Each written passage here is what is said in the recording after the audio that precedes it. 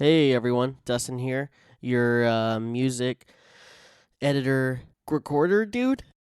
I just want to say that we've been doing this podcast for around a year, maybe a little over. I don't remember. 40 episodes. Some people, have podcasts that have done hundreds of episodes. I'm extremely proud of the 40 that we've done. It's actually very moving to see these guys talk about something they love so much. So here's a question that nobody's ever asked, but I'm going to give you the answer to anyway. Dustin, what's your favorite episode? Well, you guys, my favorite episode that we've done is Triple H versus Shawn Michaels. Listening to the guys talk about that match sparked an interest in me for professional wrestling. I go in and out. I'm not a huge fan. I'm not nearly on the level that these guys are. But I was never able to really appreciate it at all until I really listened to this podcast. And these guys have opened my eyes. Not even knowing who some of these people are sometimes, these guys have really... They show you what it's like to love wrestling and to be there through the thick and thin, the really crappy times and the incredible times that give you goosebumps and chill you at how amazing the writing is. I'm rambling. I just want you guys to hear my voice every once in a while. One thing that I've kind of tossed around, I've mentioned to the guys, but I've never actually done it, is I think it would be very cool to have a basically like a beginner's perspective on these matches. I'm not going to know nearly as much about the build, nearly as much about anything as these guys, but I would really love to take part in this show and be on the mic with them.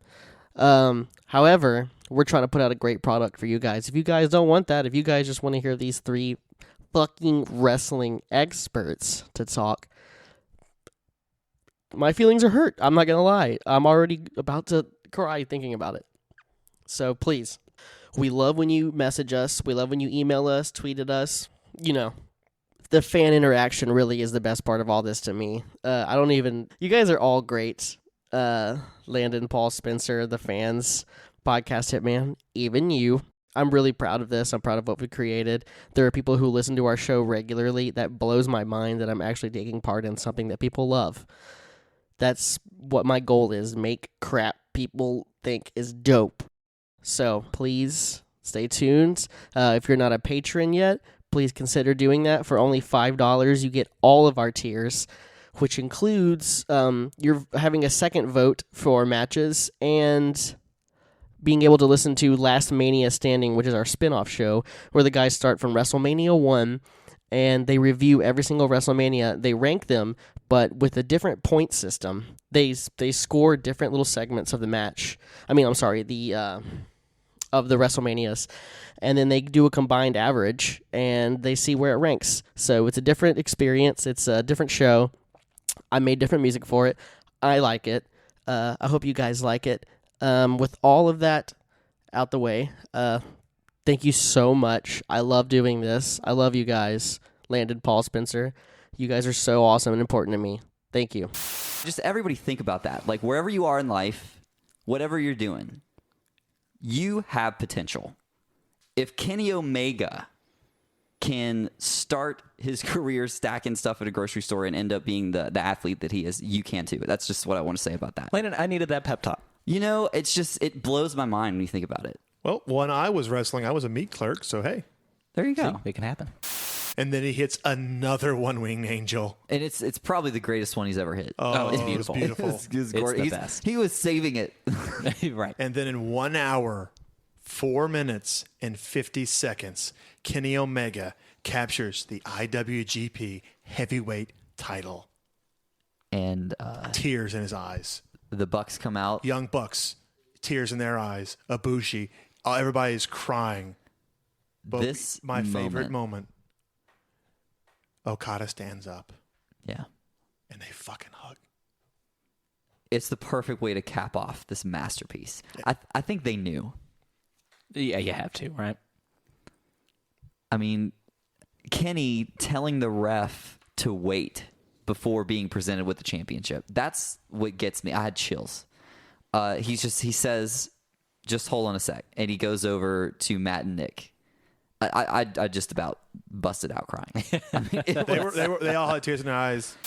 The most important thing, the most important work that we're doing here on this podcast is really creating that family tree. We did Yes. it with Quadruple H, and now with Mr. and Mrs. RoboCop. Yeah, for Quadruple H, we established that Hercules was single H, Hulk Hogan was double H. Of course, Hunter Hearst Helmsley is Triple H, and then his father, Quadruple H. just to catch you up to speed. As always, I'm Spencer. I'm Joey Ryan's penis. and I'm eating gummy bears. But most importantly, we're doing this match because my wife, Hope, straight up told me that she would leave me if we didn't. So here it is on the list. So thanks so much. And We're always watching. We'll find you, zebras. she takes this Enziguri powerbomb God, combo. it's horrible. That is just By the way, that counts as a power bomb. New streak, baby. there you go. New streak. Oh, Paul, my God. would you like to explain what a double balls plex is for the listeners who may So- not know? So the Young Bucks are setting up a superplex for Joey Ryan to Candice LeRae, who's laying on top of 4 chairs. So while this is going on, Candice gets up, grabs both of the men, goes through their legs, gets a handful of their balls, and then does Their what? Their balls. They're what? Their balls. Does a double overhead suplex to them while they're superplexing Joey, but the Young Bucks land onto a pile of 4 chairs And gummy bears. and gummy bears, and Joey lands on his feet and gets up. Just kind of have a little asterisk behind every move that we mention that takes place in the ring from now on. They're landing in gummy bears. So let's all just try and go there for a minute, right? I'd rather not. Imagine wearing extremely tight, little shorts, little jockey, white jockeys, and you have little thumbtacks poured into your underwear, and then you have this beautiful woman who's bleeding all over the place. Grab your balls really tight with the thumbtacks. Oh, okay, let's stop. Overhead suplex while you have a handful of thumbtack testicles. And there's probably gummy bears in there There somewhere. probably are gummy bears in there. And then you get suplexed onto another pile of thumbtacks. I gotta say this right now. If you think comedy wrestling is stupid, then you should stop watching wrestling. Because comedy is some of the best things you're going to get out of wrestling. And if you cannot separate like wrestling from the comedic moments, then you're not a real wrestling fan. You can't hit a bell. I'm like, Vince, shut the fuck up. Do you know where he got the name Edge? Is it like, was he a U2 fan or? Nope. No, I don't. Spencer? No idea. I assume every wrestling name comes from a former wife of Stone Cold Okay, Steve. it's okay. If it's not the band U2, he's got to be a huge. Final... eat that sandwich before it turns Edge cold. Foley comes out, cuts a really great promo, basically telling Edge, "Do you know what you've done? Like you have woken up this Cactus Jack side of me." But he also says something really weird after the thumbtacks that he got in his face on Saturday night's main event. On Raw Monday, he says, "When I tasted my blood, I immediately thought Chinese food." Because I was thirsty for more. Yep. That's what he says. I was like, He says, except I wasn't thirsty for my blood. I was thirsty for yours, Edge, right? I want Chinese food now. This promo is so good. At this point, you just knew that something fucking nuts was going to happen at WrestleMania. You had to. And yeah, something you were right. fucking nuts does happen. At So- WrestleMania. So right after... The Boogeyman debuts. Oh, well, okay. That's true. That was pretty is nuts. fucked up. That is nuts. You're absolutely right. Screw you, King. This is bullshit. I hate this stupid company. I quit. They mocked God. Yeah, he that one. mocks God. Yeah, that one. Fuck you, Joey. Once again, returning to the podcast, the dish punches. Oh, so good. Boy, I love Dish, those. dish, bang, bang. But you have to Outside. remember, this isn't Mick Foley's first hardcore barbecue. And it works to perfection Yeah. because, man, oh, man, nobody wears blood better than Mick Foley. Yeah, everyone always talks about, oh yeah, Flair or Triple H. Mick Foley, that's a good bleeder. I don't know if that's a thing to be proud of, but like, he's good at bleeding. He would probably be proud of it. You know, admittedly. like knowing Mick, he probably would say, that's a hell of a compliment, kid. Thank you. I'm like, Mick, I'm 30 years old. Well, you're a kid in my book. Like, I don't know. I feel I like, like this conversation. I feel like nobody bleeds better than Shawn Michaels. Ooh, yeah. he's a good Okay, bleeder. so Shawn, Flair, Triple H, Mick Foley. That's the Mount Rushmore of bleeders in Okay, wrestling. hold on now. We are spoiling what is inevitably a spinoff, Last Bleeder Standing. Come on, guys. We're All right, ruining it. so first match is going to be Batista versus Big Show in ECW. We'll do JBL Eddie Guerrero. That'll be a good one. Oh God, what's that? What's that match where John Cena is literally covered head to toe in his own blood? Oh, is that Forgot JBL about too? that. Oh, that's a like. There's a people go, I want bleeding back. No, I don't, because I don't want to That see was that again. bad. There's the match on SmackDown where Eddie gigs himself, and Ooh, how about Brock Lesnar and Randy Orton? Remember when Orton? And I don't know how intentional that was, but that, I don't think he meant to do that. that's some blood there. Who was the referee in ECW? Yeah, Jim Molyneux and Tom Finnegan. It was the skinny guy. Oh, No, not a referee, not a referee. Maybe he was a referee. He was the was- manager. Oh, What's that guy's shit. name? Fonzie, Bill Alfonso. Bill Alfonso. He was a referee. Bill Alfonso can fucking bleed. Oh yeah, he has a match. He has a match against Beulah. and they both fucking. And they bleed. both bleed, and it's the bloodiest thing I've ever seen. Oh god, he lost like 2 pints of blood. What a and he reference! go to the hospital. What a reference! My eye, my eye. Yeah. Son of a bitch took my eye. Big time, I'm on my way, I'm making big time. Can you see me winking at you? I feel like when Sean comes to the ring with his confetti shots, okay, we get like he does 4 of them, and then, Two of them don't the work. 5th and 6th one don't work, and he's kind of starts crying. That's him losing his smile in '96, and then he fires the last one, '97. That's him This comeback. posing in Playgirl. That one shot off real good. Did. So I feel like it's a metaphor for his career in the '90s. And I don't think anyone has ever read into that close, but damn, you might I be love right. that so much.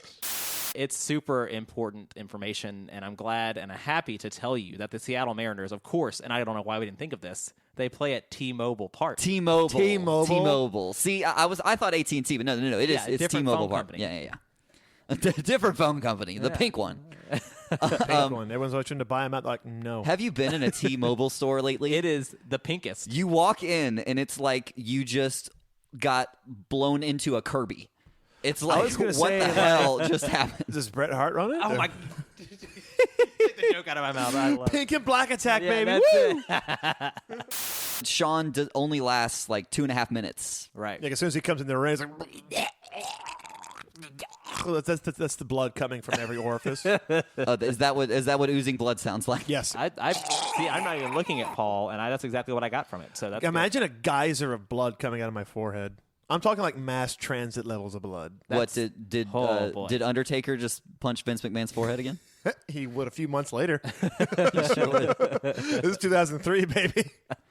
I have some interesting numbers to throw out to you guys. So this is I like Shawn's numbers. 10th WrestleMania appearance. Okay. It's Jericho's 4th, which is ironic because it's Shawn Michaels' 4th appearance in the podcast. Jericho's 1st, but if you take 10 plus 4 is 14. Okay, 14, 2 men. 14 times 2 is 28, episode 28. How the hell There's did you do that? no other match we could have done where these numbers align. the numbers don't lie. I say, as Steiner once said, the numbers don't lie. Paul. You know what? You're just know not. how you did that. You're just not wrong. You're just not wrong. I wrote the would numbers like, down. I would like I would like someone to tell me he's wrong because Someone put that on a T-shirt. Well, speaking about things going on backstage at WrestleMania 19, did you guys catch the segment that happened before this? Yeah. Spencer remembers.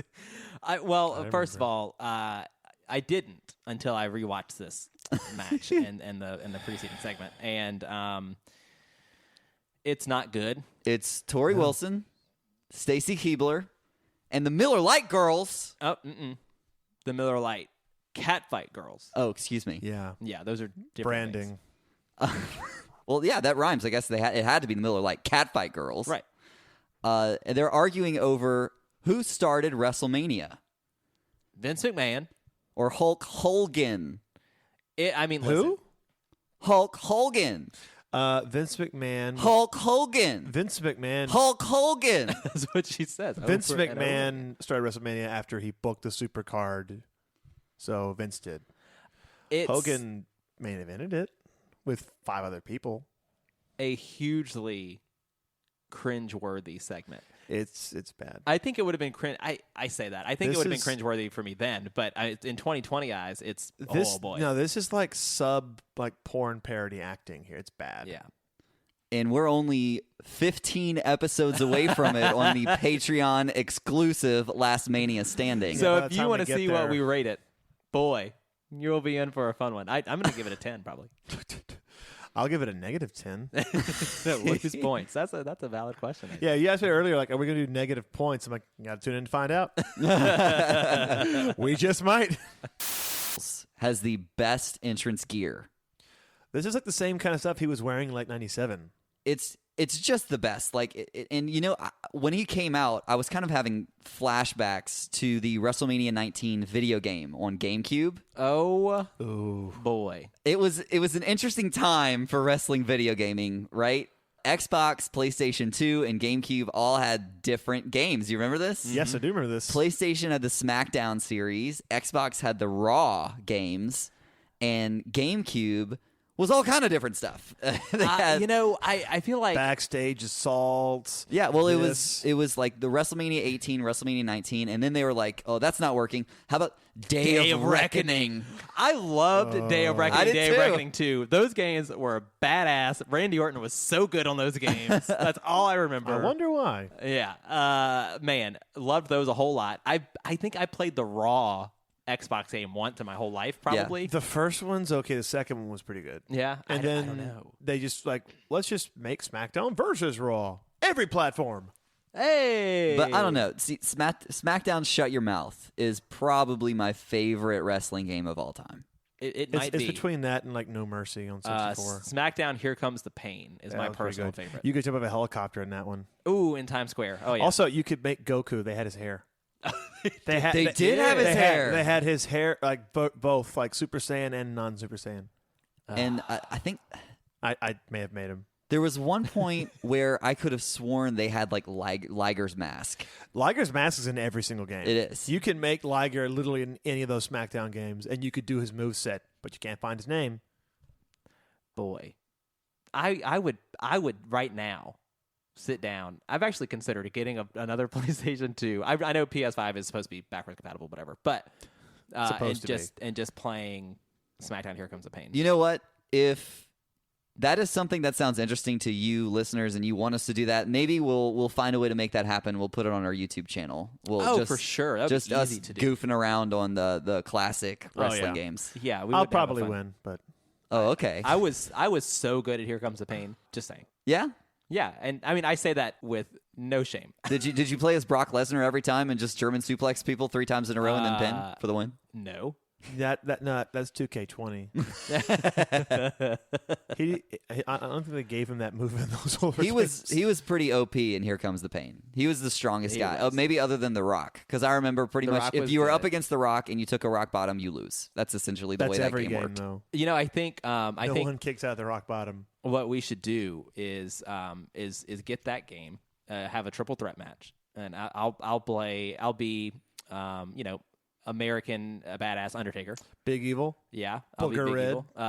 Landon, you can be I don't know Roddy Piper, and Paul, Jimmy Snuka.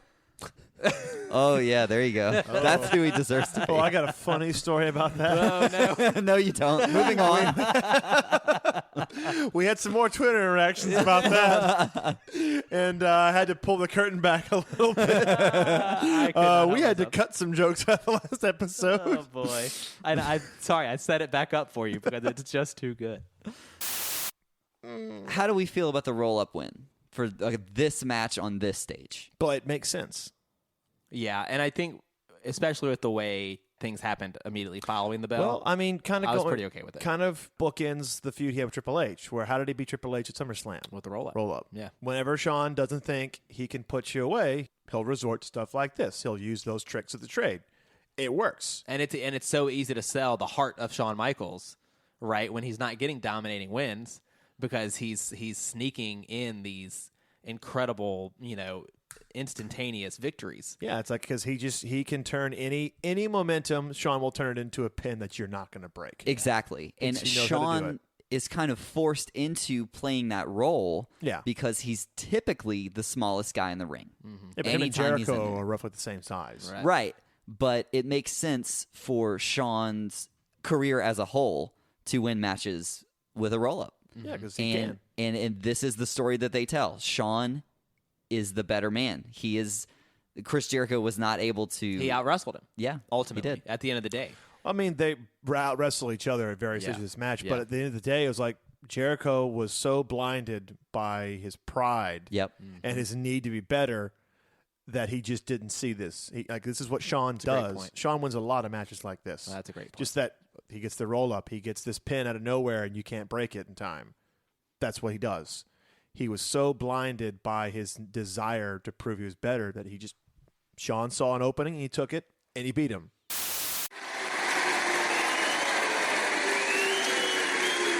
You displaced my belt, and you're going to pay for this. This is going to cost you in blood, Jones. This will cost you in blood. And I'm going in this ring.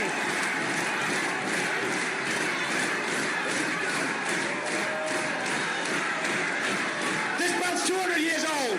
When I finish with you, you look 200 years old. As always, I'm Spencer. You defaced my belt! And I'm keeping kayfabe alive. You know what? Podcast Hitman, Quoth the Crippler, no more. Particularly British wrestling in this time period did so much to keep kayfabe alive. Yes, they did. Right. And, when I explained the rules of the match, it made me feel kind of like how we talked about with New Japan, how it's treated more like a legitimate sport. And this has legitimacy written all over it. in Well, this match. to your credit, the reason why it's presented with a round system or with very strict weight classes is because that's how legitimate sports work. Right. That's how boxing works. That's how MMA works. At the time, they didn't really have that, but that's how any type of wrestling competition that wasn't like a work would go. You'd have very, very strict weight classes. There'd be very, very strict rules, and there would always be rounds. It would not just be go wrestle for 30 minutes. No. You're going to wrestle for 3.5 minutes, then take a 30-second break. Then you're going to wrestle for another 3.5 minutes and go on until somebody gets the better of the other person. That's just how it works. Honestly, I think we should go back to the system. I really like it. It works.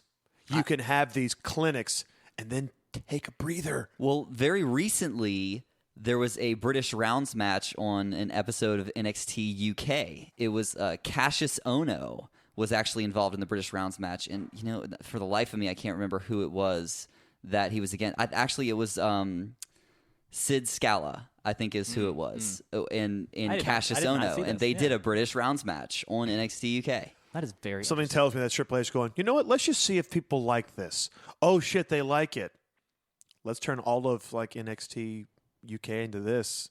And I guarantee you, in a year, it'll be the most popular show they have. I don't know if I'd want to see every single match that way, but I'd like to see more of it. That's my thing. Is I don't know if this needs to be the standard, but I do appreciate it, and I do think that there's definitely a spot for it now. I agree. I completely agree. Well, with if you went something like that, but then you still had your gimmick matches, like, this is a non-sanctioned match. It's going to have let's say a 30-minute time limit. Like the referee is just there to count a fall. This is not sanctioned by us, but that's the reason why this match will just have you have a hardcore match. There's there's no rules, so there's no reason to have rounds. But when it's just a regular match, you have 3 rounds with a 20-minute time limit. Why can't we do that? I'm down. yeah, I mean, really get like it. I get it. I think it would work, and I think it would. And it would kind of solve the issue where these commercial break cuts seem so forced. You know what I mean? If we had rounds, then you have built-in commercial breaks. Well, it's kind of like, you think about, WWE within the last year went through that 2 out of 3 falls match phase. Right. And it was with this idea in mind, is that, it's after a fall, it's very easy to say, okay, we'll be right back for the next fall. Yeah, let's say they don't take a minute break. I mean, I know that you can't really get an ad out. Okay, Well, you say that, but now we're in this mode in time in television where they do split screen all the time, or Yeah. the commercials on half the screen while you're still viewing. or they did an AEW, and then they start doing cue cards and get thrown off the air. The best known fact about Marty Jones, and I think when people think Marty Jones, this is the fact that they usually think of, and I can't believe you didn't mention it, and that's the fact that his birthday is December 13th, which is the same birthday as Taylor Swift. Well, Jones recalls That was real. Jones recalls one injury he sustained during a match with Rocco, that he was going into a crotch first bump into the turnbuckle, which why would you ever volunteer to take that? Nah, well, just I that's- guess that's if they're fine. shooting, you're not really volunteering. Yeah. But he's going crotch first into the turnbuckle, and something was poking out of the turnbuckle. So this results in a screw. hospital visit. Oh, my God.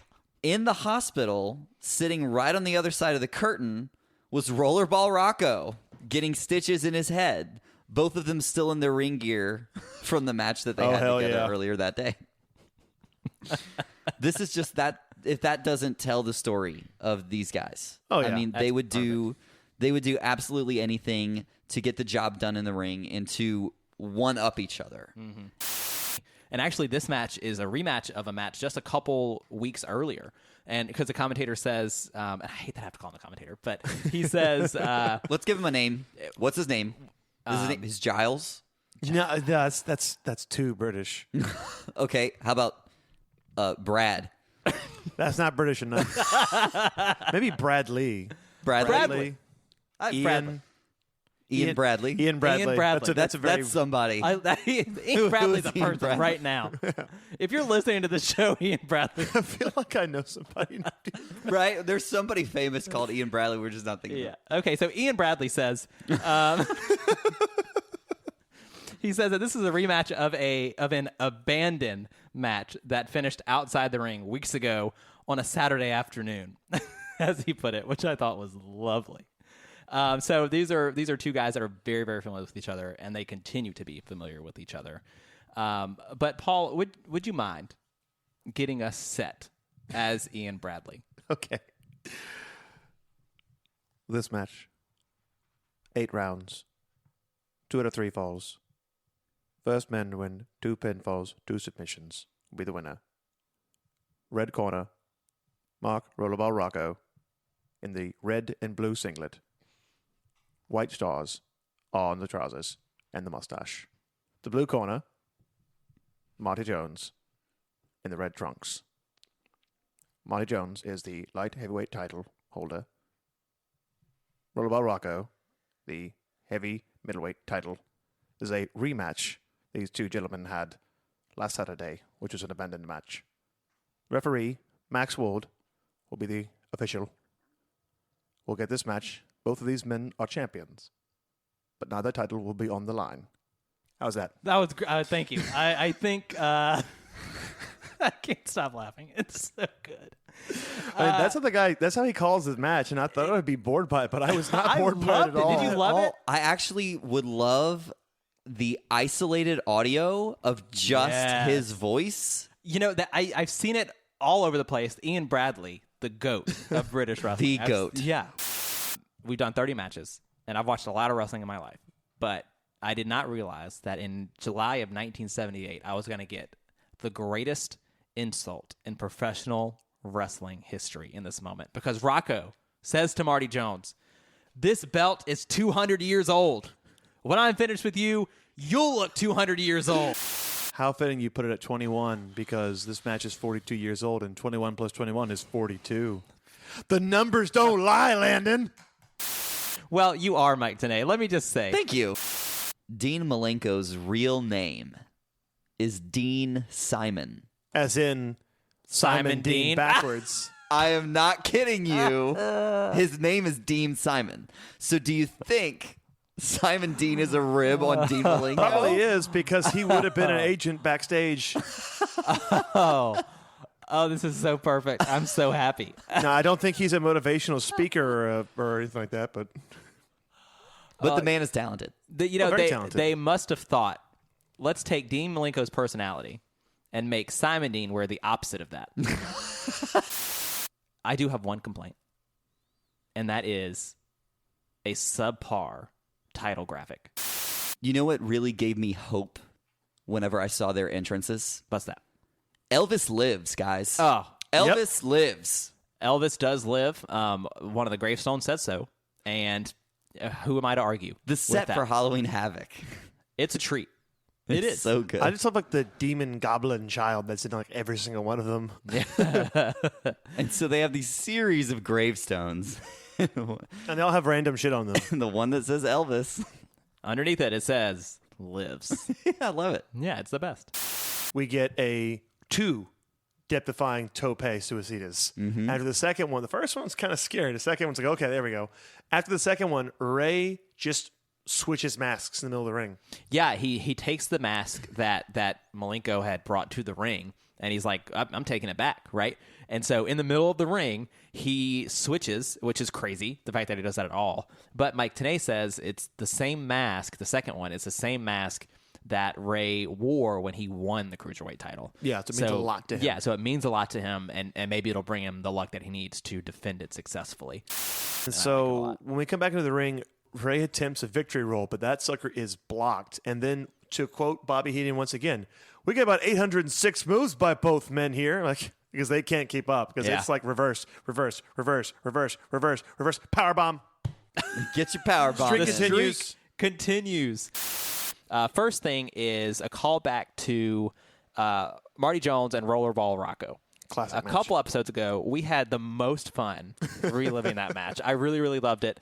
And the only problem that I encountered with that match is I did not know the commentator's name. And we had a lot of trouble finding that information And as well. I felt like an asshole. I just hated it. Well, I think the problem that I had is I looked up like information on it, and they would spit out like 7 different names. I'm like, I don't know who any of these people are. Right. There was no title associated with them. No, it was just broadcasters, and they gave us like 6 names. We gave, what name did we give them? Ian Bradley. Ian Bradley. It sounds like a commentary name. It's a very British name too. Surely there's if you are a commentator or do any type of announcing and your name is Ian Bradley, we'll send you a free t-shirt. Just let us know.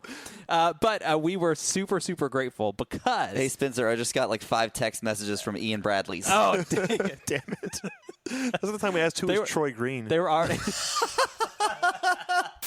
and WrestleMania 6 had just dropped, and I mean, what an idea! Ultimate Challenge. The ultimate challenge.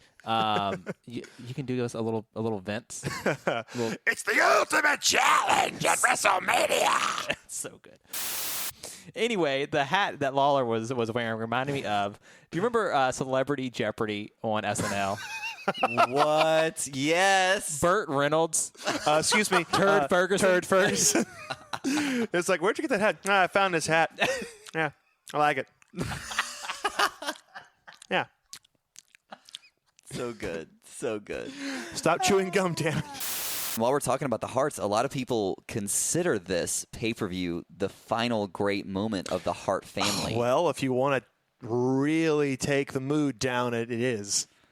I mean, you have some argument can be made for Natalia coming in and having some really awesome moments that would carry on the legacy of the Hart family. But Yeah, but I mean, this is in its form that it was in the '90s, that this was it.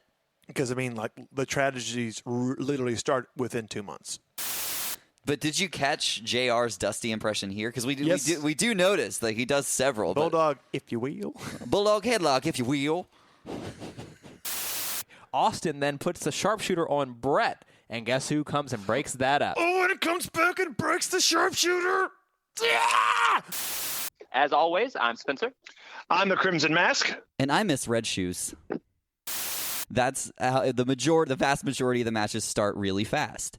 And the stiff hit by Hokuto right off the bat here, as she Oh, nice grabs stuff. the mic and just starts berating Kandori. And I actually looked up what she said. She said, Oh, good.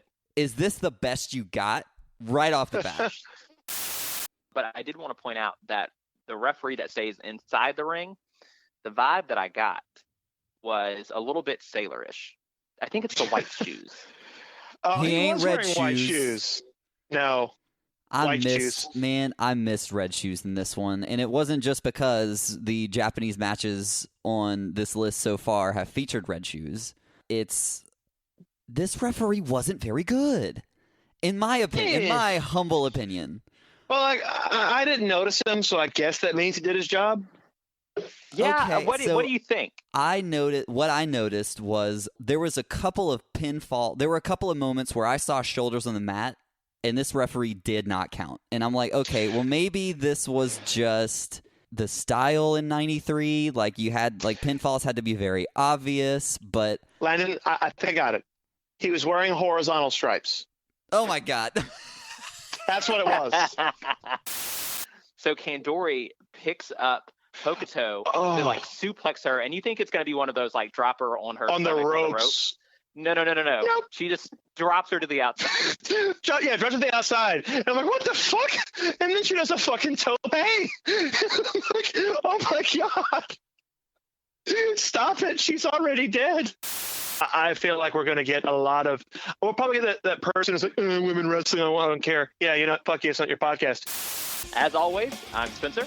I'm a Goat Face Troll. And I'm Quadruple H. I have to say, there is nothing like the feeling of being in the Superdome with 75,000 people, everybody on their feet, arms in the air, chanting yes. It was a feeling. Unreal. It was goosebumps in my arms, an experience that you'll never experience again. Because he's never going to be quite that over again. The Yes Movement is never going to be quite what it was at that point. It's not going to be that fresh. So it was really something special to be in the Superdome that night. And then Triple H goes for a superplex, and here I am saying, well, that's it, superplex. But no, that superplex is reversed into a sunset flip powerbomb. The streak continues, gentlemen. He has a very punchable face. Oh, that's a great way to describe it. I haven't heard someone describe that way since my yearbook, but that's besides the point. And there's a lot of wrestling fans out there that like to say they hate the New Day, but secretly they fucking love them. Yeah. But they refuse to admit it because, you're not cool if you like them. Like, shut the fuck up. Everybody loves the New Day. If you say you don't like the New Day, you're a liar. You are lying. Or you're not a wrestling fan. Those are great. But my favorite one, they were having a feud with the Vaudevillains. And they were like, oh, man, the Vaudevillains, they claim to be from this bygone era. Well, you know what? We're going to go back, and we're going to go to that bygone era. So they have a time machine in the middle of the ring. Oh, my God, I remember this. And when they step in it, at first, they don't go out far enough back because Kofi sticks his head out, and his old Jamaican music plays. And he's like, oh, it's 2009. Leave me here. It was my best year. Oh. Oh my God. It's just so good. And You know it's what this is? You know what this is? This is the arcade version of Mortal Kombat 2. You got to go through all of this to face Shao Kahn. and then And get then your when you ass. face Shao Kahn, he beats you in 4 moves. Yep. And it's like, what did I do all this for? Yep. Put in another quarter. What's that move called, Landon? The Rainmaker. Okay, just wanted to be sure. Yeah. That's it. And anytime. This match is good, and it speaks for itself. So I'm just gonna turn everybody off, and you just go watch it. Oh my God! Hold on. Landon, You heard it. Episode 39 in the bag. You heard it here, folks. We'll see you next week. that's right. Thanks so much for listening to the show. Thanks for ordering the pay-per-view. We'll catch you later. The Rock thrived in Austin's absence. The Rock would go on to win the 2000 Royal Rumble before headlining his second WrestleMania in a row. This time with a McMahon in every corner. McMahon-mania, baby. Woo! Can't wait to talk about that one. But this was, unfortunately for The Rock, the one WrestleMania match that Triple H wins. Yeah, not only that, but it's the very first time that a heel went over in the main event at WrestleMania and won their title. What do you mean? Hogan went over all the time.